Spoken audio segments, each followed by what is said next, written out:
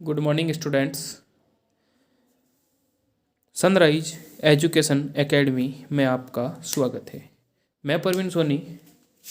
Last दिन पर बेटा अपन ने चैप्टर 5 कंप्लीट कर लिया, जो था मॉर्फोलॉजी ऑफ फ्लावरिंग प्लांट्स। उम्मीद करता हूँ पढ़ा होगा, समझा होगा और राइट डाउन भी किया होगा, लिखा होगा। ओके, अब अपन 5th चैप्टर के बाद में 6th चैप्टर अपना सिलेबस के अंदर नहीं है, अपन 7th चैप्टर स्टार्ट कर रहे हैं आज। स्ट्रक्चरल ऑर्गेनाइजेशन इन एनिमल्स, इसका भी सिर्फ एक ही टॉपिक अपने सिलेबस में है, वो है प्राणी उत्तक, एनिमल टिश्यू। ठीक है, इसके बाद में अपने सिलेबस में नहीं है, तो एनिमल टिश्यू ही अपने सिलेबस के अंदर है, तो वो अपन शुरू करते हैं। तो सबसे पहले अगर अपन बात करें स्ट्रक्चरल ऑर्गेनाइजेशन इन एनिमल, मतलब प्राणियों में संरचनात्मक संगठन। प्राणियों में संरचनात्मक संगठन के अंदर ध्यान देना क्या होता है कि अपन ने देखा कि एनिमल किंगडम के अंदर जो जीव जंतु जो होते हैं वो कैसे होते हैं, अनेक प्रकार के, मतलब यूनिसेलुलर और मल्टी सेलुलर, मतलब दोनों प्रकार के जीव दिखाई देते हैं। कैसे? यूनिसेलुलर और मल्टी सेलुलर, मतलब एक कोशिक और बहुकोशिक। एक कोशिक किसे कहोगे? The organism which made up of only single cell. ये लिखने की जरूरत है नहीं, ओनली समझा रहा हूँ, जो लिखना होगा मैं बता दूंगा। ठीक है। मल्टी सेलुलर मतलब जो organism which is made up of more than one type of cell, जो एक से अधिक प्रकार की कोशिकाओं से बने होते हैं, उनको तो कहेंगे मल्टी सेलुलर। जो एक ही कोशिका से बने होता है उसको कहेंगे यूनिसेलुलर, मतलब एक कोशिकीय और बहुकोशिकीय। इसके बाद में, इसके बारे में अपन ने पढ़ा है।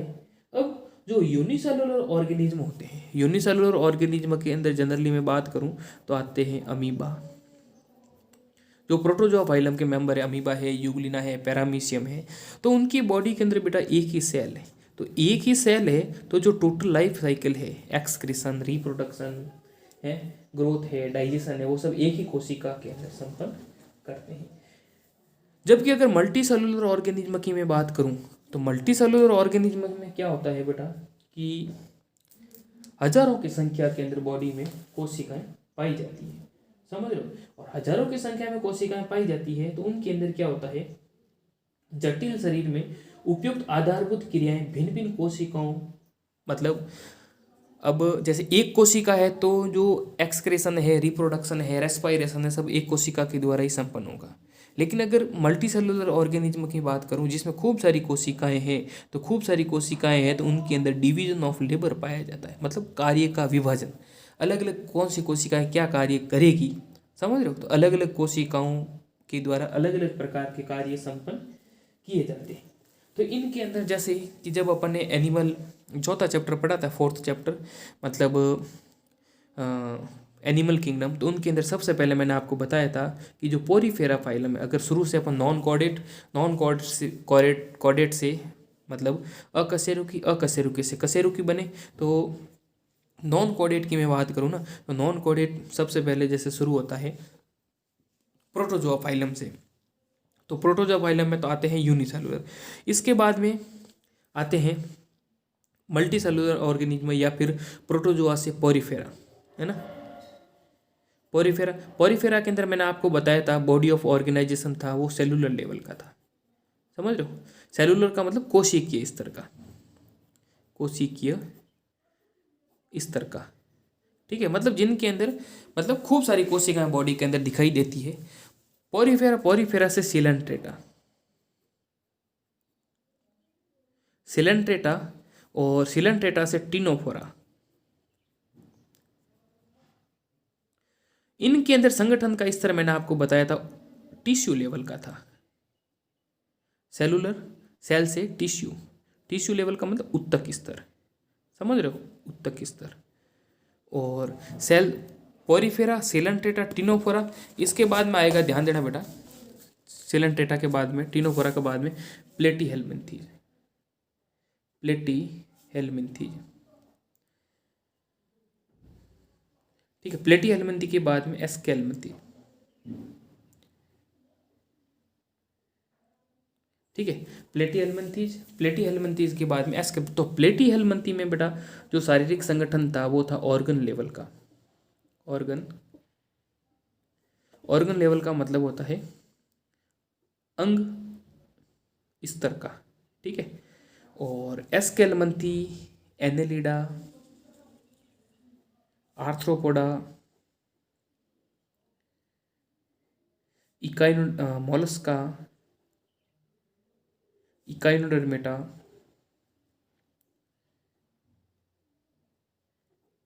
कॉर्डेटा, हेमिकॉर्डेटा और कॉर्डेटा। तो इनके अंदर जो शारीरिक संगठन होता है वो होता है ऑर्गन सिस्टम लेवल का, मतलब अंग तंत्र स्तर का, समझ रहे हो। अंग तंत्र स्तर का शारीरिक संगठन इन जीवों के अंदर देखने को मिलता है।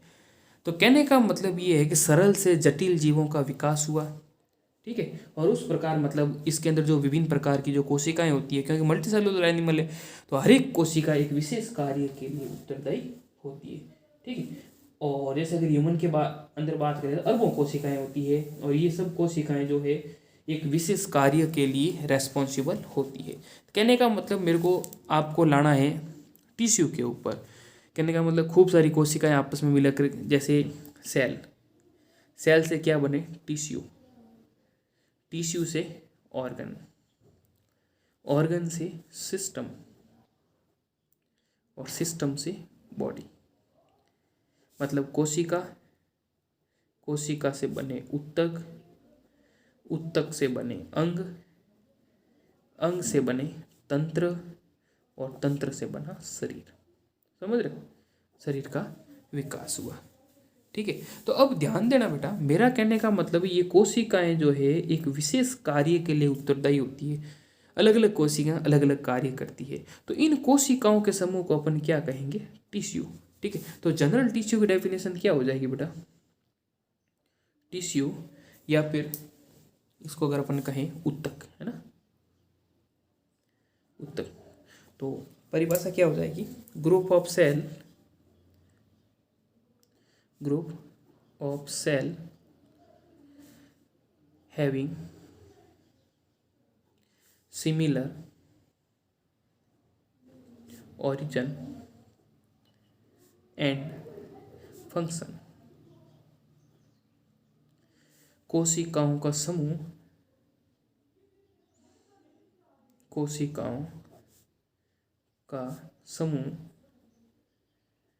जो विशेष स्थान पर विशेष कार्य के लिए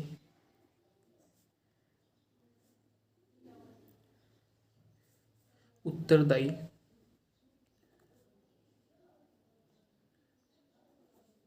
होता है उसे उत्तक कहते हैं, ठीक है। Group of cell having similar origin and function, कोशिकाओं का समूह जो विशेष स्थान पर विशेष कार्य के लिए रेस्पॉन्सिबल होता है, उनको क्या कहेंगे, टिश्यू या उत्तक।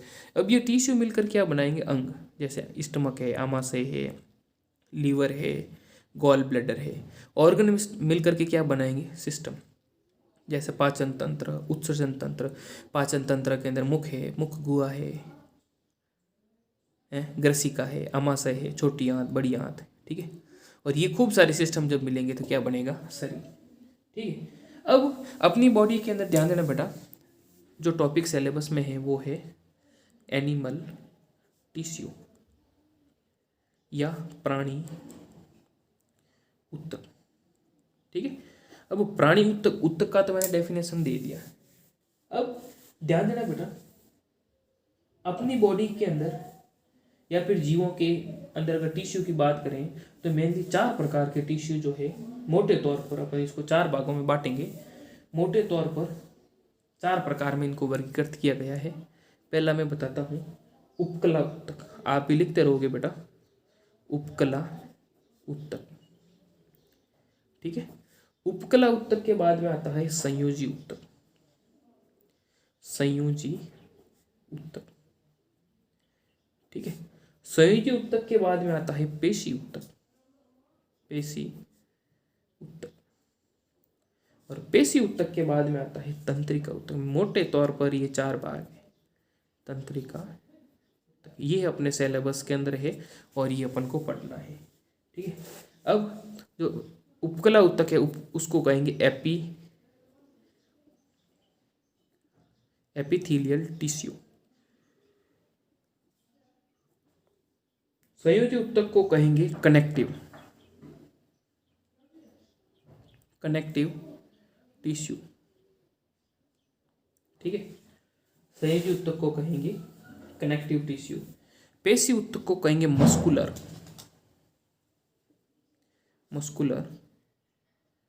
टिश्यू। और इसको कहेंगे न्यूरल, या जो नर्व टिश्यू कह दो, या न्यूरल। तंत्रिका ऊतक है ना,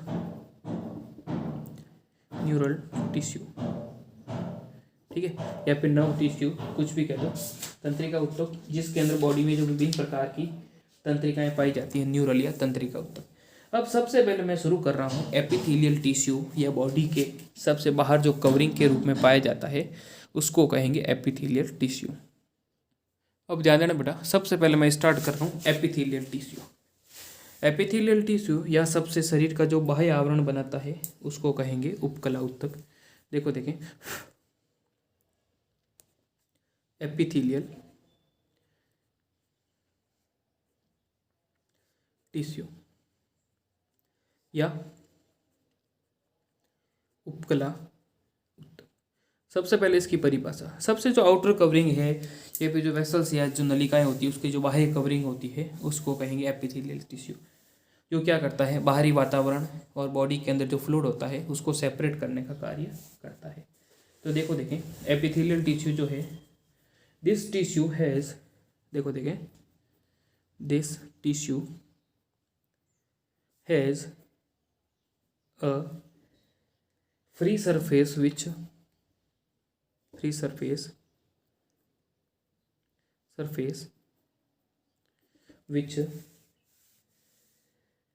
faces either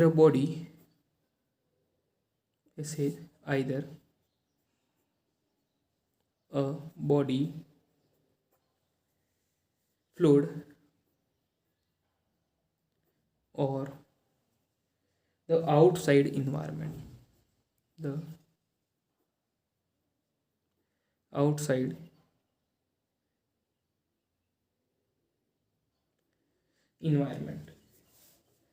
And thus provide a covering,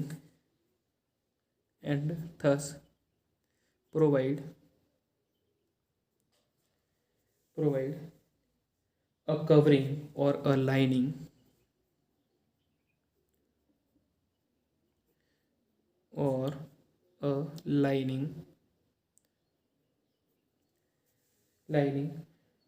for some part of the body,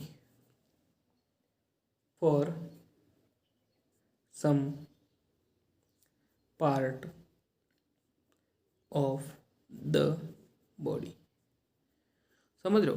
कहने का मतलब शरीर का जो आउटर कवरिंग है और अंदर वाली जो नलिकाएं हैं, बॉडी फ्लूइड है, उसके बीच में जो टिश्यू देखने को मिलता है, या जो आउटर कवरिंग जो मतलब बाह्य वातावरण से जो सेपरेट करता है इनर वाले मटेरियल को, तो उसको कहते हैं एपिथेलियल टिश्यू, है ना। हिंदी में देखो देखें इसको, देखो बेटा इसके अंदर, इसमें क्या है हिंदी मीनिंग इसके अंदर, देखो इस ऊतक में एक मुक्त स्तर होता है। इस ऊतक में एक मुक्त स्तर होता है, जो एक और तो देह तरल, ध्यान देना, जो बॉडी फ्लूइड, जो एक और तो देह तरल एवं दूसरी ओर बाह्य वातावरण के संपर्क में,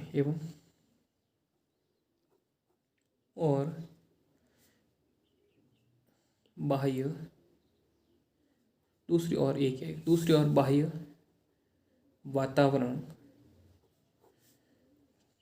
के संपर्क में रहता है।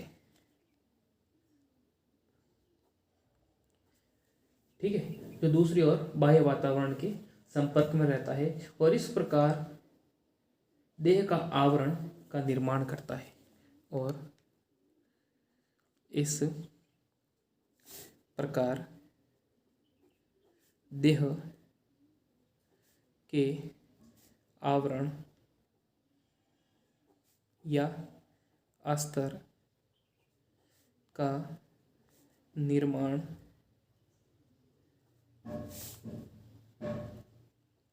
करता है। मतलब एक तरफ से तो आउटर इन्वायरमेंट है ना, जैसे ये बॉडी का स्तर है, अंदर जो फ्लूइड है और बॉडी के बाहर का जो इन्वायरमेंट है उसके बीच का जो टिश्यू होता है उसको कहेंगे उपकला ऊतक या एपिथेलियल टिश्यू। ओके बेटा, और ये ध्यान रखना एपिथेलियल टिश्यू मेनली दो प्रकार के होते हैं। देखो इसकी अपन एक टेबल बना देते हैं। उपकला ऊतक, उपकला ऊतक को या एपिथेलियल टिश्यू, एपिथेलियल टिश्यू ध्यान रखना बेटा मेनली जो है दो प्रकार के होते हैं। एक तो है सिंपल एपिथेलियम और दूसरा है कंपाउंड एपिथेलियम। सिंपल एपिथेलियम मतलब सरल उपकला, दूसरा है कंपाउंड एपिथेलियम संयुक्त उपकला। ठीक है, सरल उपकला और संयुक्त उपकला। अब सरल संयुक्त उपकला क्या होते हैं ये भी बताऊंगा। सिंपल एपिथेलियल टिश्यू है उसको अपन फर्दर क्लासीफाई करेंगे तीन भागों के अंदर। ये भी तीन प्रकार के होते हैं। एक तो सिंपल स्क्वामोस,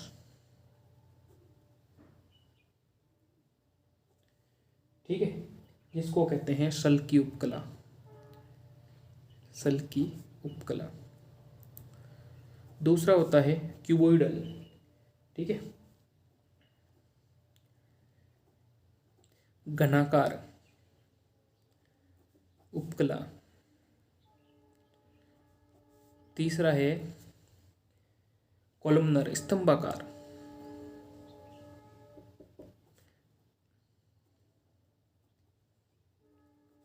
स्तंभाकार उपकला ऊतक।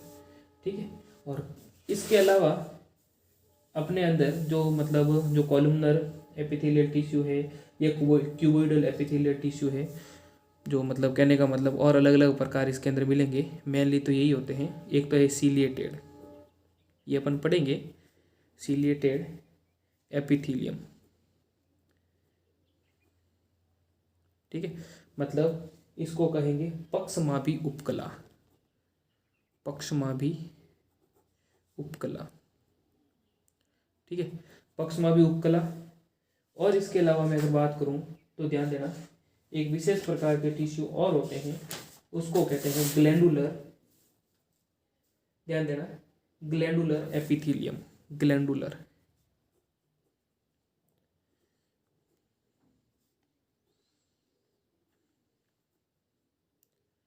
ग्रंथिल उपकला। ठीक है, ग्लैंडुलर एपिथेलियम टिश्यू। ठीक, ये हो गया, ग्लैंडुलर हो गया। और ग्लैंडुलर होने के बाद में सीक्रेशन के आधार पर भी मतलब टिश्यू को दो भागों के अंदर बांटा गया। देखो देखें सीक्रेशन के आधार पर, एक तो है एक्सोक्राइन और एंडोक्राइन ग्लैंड, है ना। सीक्रेशन के आधार पर भी देखो देखें mode of pouring of their secretion, mode of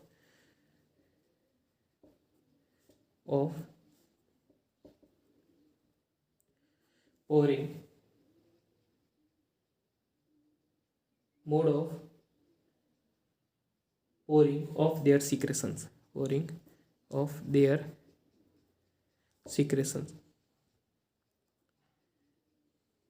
क्या मतलब हो गया कि इनके अंदर इन्होंने मतलब स्राव के आधार पर भी टिश्यू को मतलब स्रावी कोशिका में स्राव के निष्कासन के आधार पर, है ना, स्रावी कोशिका में स्राव के निष्कासन के आधार पर, स्रावी कोशिका में स्राव के निष्कासन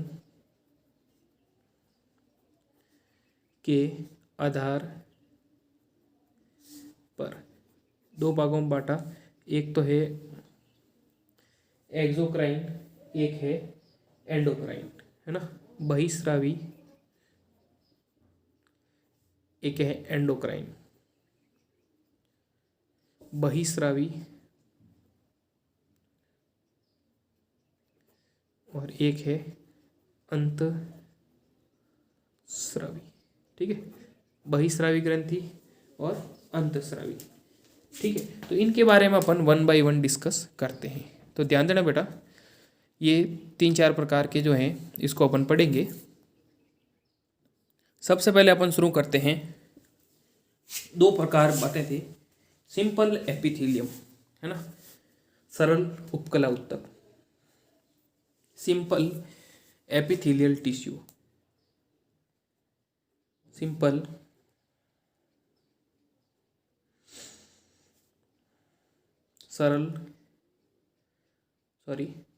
सरल उपकला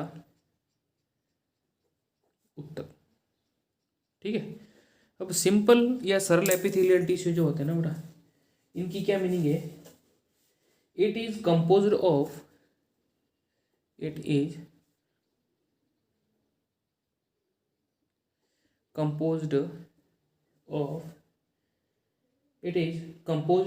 a single layer of cells, composed of a single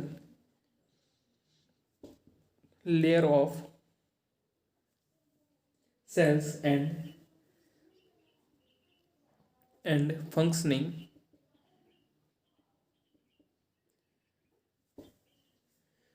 functions as a lining for body cavity, as a lining for body cavity,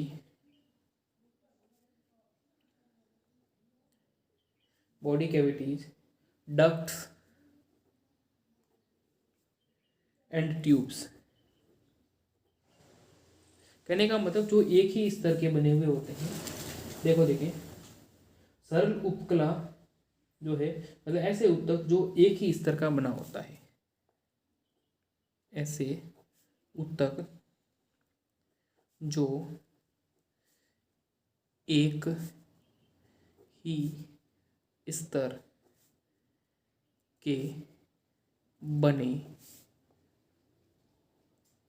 होते, ठीक है, एक ही स्तर के बने हुए होते हैं। यह देहगुआ वाहिनियों और नलिकाओं का स्तर है, यह देहगुआ, ठीक है, बॉडी कैविटी, देहगुआ। इसके बाद में क्या कहा? वाहिनियों और नलिका, वाहिनियों, विभिन्न प्रकार की जो वाहिनियां होती है, एवं नलिका का अस्तर होता, ठीक है। बॉडी कैविटी है, वाहिनियां हैं, नलिकाएं हैं, उनका जो स्तर होता है वो इनका बना हुआ होता है, एक ही लेयर होती है बेटा, ठीक है, मतलब एक ही परत होगी, एक से अधिक परतें दिखाई नहीं देती है। और ठीक है, जिसके अंदर मतलब जैसे एक लेयर 2, 3, 4, 5 खूब सारी है तो वो हो जाएगा कंपाउंड। जिसमें केवल एक ही लेयर होती है तो उसको कहेंगे सिंपल एपिथेलियल टिश्यू, ठीक है। इसके 3 भाग है, उससे इसको 3 भागों के अंदर अपन ने बांटा था। एक तो था स्क्वामोस, एक था क्यूबोइडल, एक था कॉलमनर। तो कंपाउंड बाद में करेंगे, उससे पहले अपन ये 3 प्रकार के थे उसको एक बार कंप्लीट कर लेते हैं।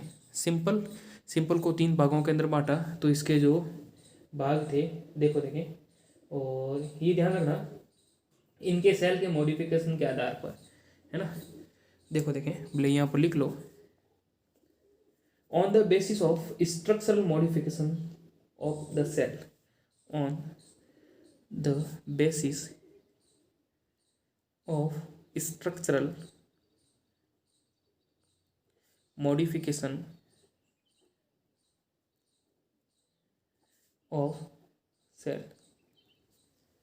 क्या कहा, कोशिकाओं के संरचनात्मक रूपांतरण के, कोशिकाओं के संरचनात्मक रूपांतरण के आधार पर जो है simple epithelial tissue,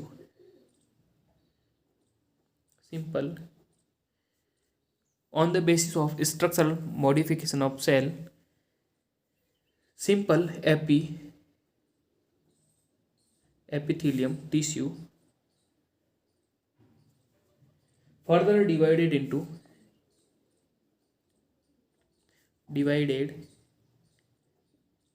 into 3 types. ठीक है, 3 प्रकार के अंदर बांटा।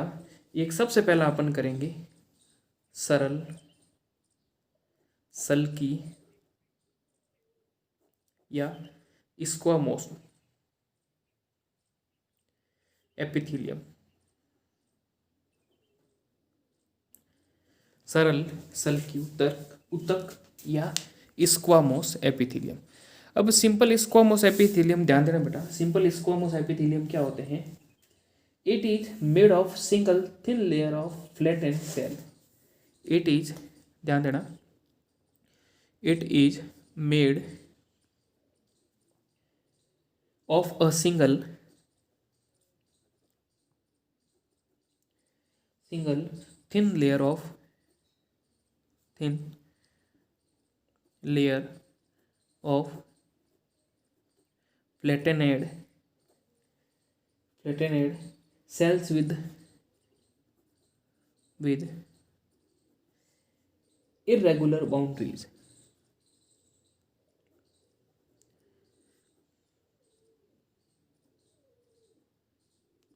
है ना, कहने का मतलब जिनके अंदर इरेगुलर बाउंड्रीज या अनियमित आकार आकृति देखने को मिलती है, अनियमित रूप से जो व्यवस्थित होते हैं। ध्यान देना, यह एक चपटी कोशिकाओं के पतले स्तर से बनता है। देखो बेटा, यह एक चपटी कोशिकाओं के पतले स्तर से बनता है और किस में पाया जाता है, रक्त वाहिका की भित्ति, मतलब जो ब्लड वेसल्स की जो वॉल है, साथ ही साथ जो एयर सैक्स या जो वायु कूपिकाएं जो होती है किसमें, लंग्स के अंदर, इन लंग्स, उनमें देखने को मिलता है। किसमें, या लिख लो फेफड़ों में। ठीक है, उनकी जो भित्तियाँ होती है वो कहने का मतलब स्क्वामोस एपिथेलियम की बनी हुई होती है। ओके, ये था इसके अंदर। इसके बाद देखो, देखें, ध्यान देना बेटा, इसके बाद में क्यूबॉइडल एपिथेलियल टिश्यू। यह उत्तक एक स्तरीय घन जैसी कोशिकाओं से बना हुआ होता है, मतलब घनाकार कोशिकाएं होती है, जैसे ट्यूबुलर पार्ट ऑफ नेफ्रॉन, जो वृक्क का जो नलिकाकार पार्ट होता है, वृक्क में नेफ्रॉन, तो नेफ्रॉन का जो ट्यूबुलर पार्ट होता है, उनके अंदर इस प्रकार की घनाकार उत्तक का बना होता है। कहने का मतलब ट्यूबुलर पार्ट इस तरीके से घनाकार। और स्तंभाकार जो तीसरा प्रकार था, कॉलमनर एपिथेलियल टिश्यू, लंबी और पतली कोशिकाओं से बना होता है। It is composed of a single layer of tall and slender cell. लंबी कोशिकाओं से बने होते हैं जिसमें न्यूक्लियस आधारी भाग में होता है। ये जो स्टमक है, इंटेस्टाइन है, उनके अंदर देखने को मिलता है। तो इस प्रकार सिंपल अपन एपिथेलियल टिश्यू कर दिए। अब सिंपल एपिथेलियल टिश्यू के अंदर स्क्वामोस, क्यूबॉइडल और कॉलमनर, सल्की, घनाकार और स्तंभाकार, ये तीनों अपन ने कर लिए। बाकी जो है अपन नेक्स्ट टर्न पे करेंगे। और ये पढ़ना आप वापस बनाना है आपको नोटबुक के अंदर, यही आज का आपका होमवर्क रहेगा। और भी कोई डाउट है, समस्या है, समझ में नहीं आया है, तो मेरे व्हाट्सएप नंबर दे रखे हैं 9460656610, उस पर कभी भी पूछ सकते हैं। ओके बेटा, थैंक यू। बाकी अपन नेक्स्ट टर्न पे करेंगे। Okay, thank you.